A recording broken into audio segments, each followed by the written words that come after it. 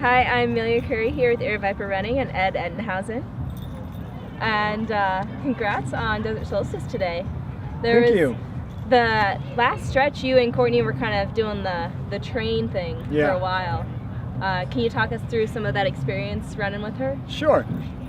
Well, I had saw Courtney here 2 years ago, and she did the 100 and then pulled out after that. So she didn't have a chance to really see what she was capable of here at the 24-hour. But this year, she took second place female, but the first two overall winners were female. So she actually chicked every guy on the course in the 100, and then she won for the 24 overall. So So every guy out here got chicked by her twice, and she got two trophies. Second place in the 100 and first overall in the 24-hour. And her overall is now 5th on the overall record for the U.S.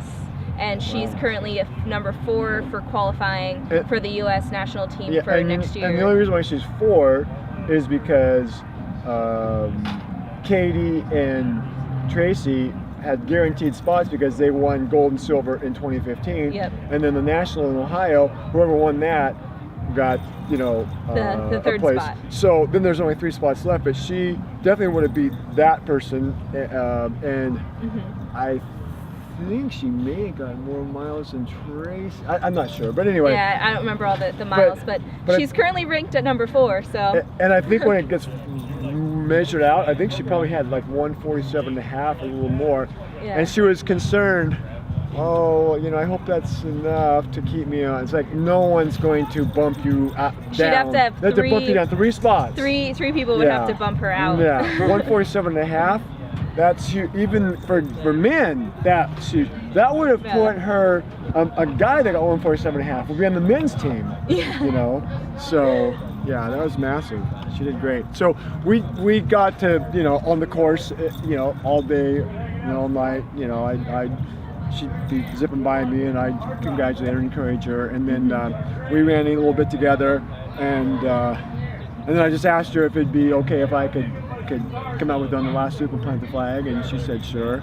So I got to do that, and she did, and she wanted to get 145, and her pace that she was doing the last hour, it's like you're gonna get like 146. She got 147.5. So she was really stoked. She did great.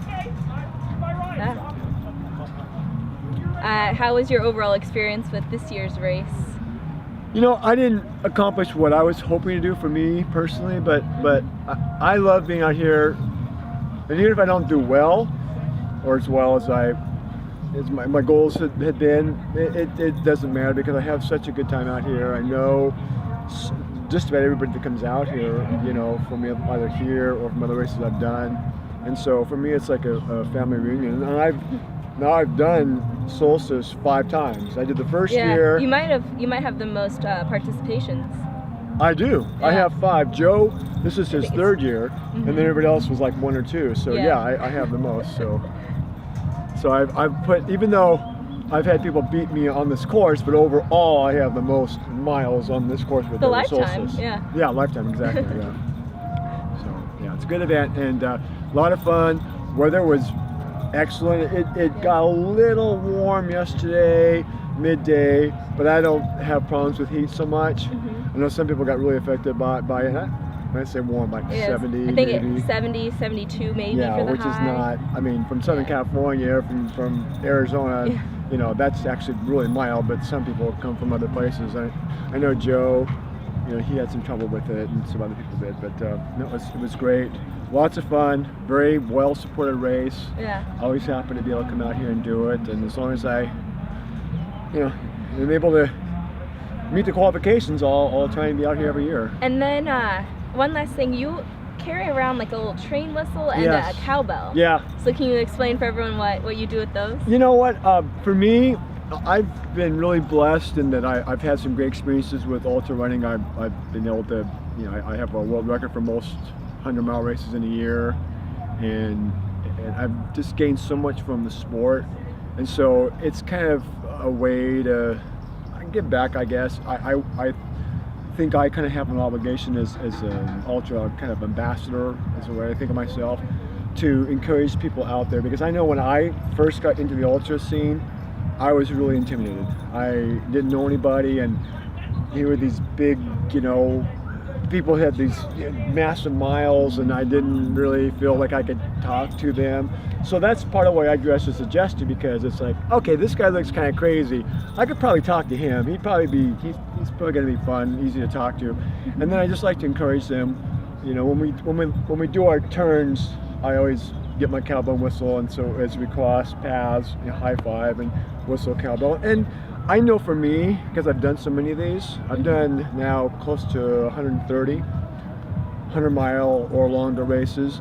And I know sometimes just the smallest thing can make a difference, because it's such a mental event. Mm-hmm. And so just a little bit of encouragement, a high five, just hey, attaboy, attagirl, you're doing great. I know for me, it could really help. So I know the same thing, if I can do that for someone and encourage them, I think maybe it helps them with their race. And some people are like right on the edge of ready in a low spot to say, screw it, I'm done. And maybe that little positive reinforcement for them might help them stick it out and finish the race. That's awesome. I know you're coming to Across the Years. I am. Is that your next race? It is. Well, I think I have a marathon like 2 days before that, but other than that, yeah, that's my next ultra. Awesome. Well, we'll see you out there. All right. Look forward to it.